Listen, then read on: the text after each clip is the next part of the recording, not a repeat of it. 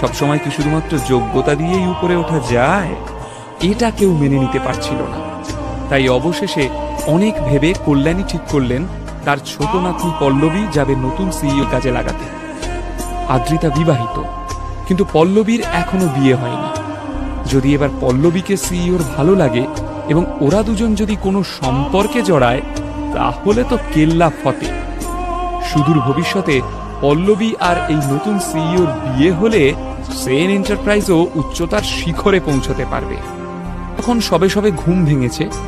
নীল আড়মোড়া ভেঙে দেখল আদ্রিতা ভ্রু কুঁচকে তার দিকেই তাকিয়ে রয়েছে। কি ব্যাপার, কাল রাত্রিরে তুমি কোথায় ছিলে? ভ্রু কুঁচকে আদ্রিতা জিজ্ঞেস করল নীলকে। আদ্রিতার মনে এখন অজস্র প্রশ্ন। আগের দিন সেগুলো করবে ভেবেছিল, কিন্তু নীল বাড়ি না ফেরায় প্রশ্নগুলো করতে পারেনি। নীলে বুঝতেই পারলাম না। ও তাই? তা তুমি তোমার কোন পুরনো বন্ধুর সাথে ছিলে? কুশল? একদম ঠিক ধরেছ। ভিতরে ভিতরে ভীষণ অবাক হয়ে যাচ্ছিল আদ্রিতা। এভাবে আগে কখনো বাইরে রাত কাটায়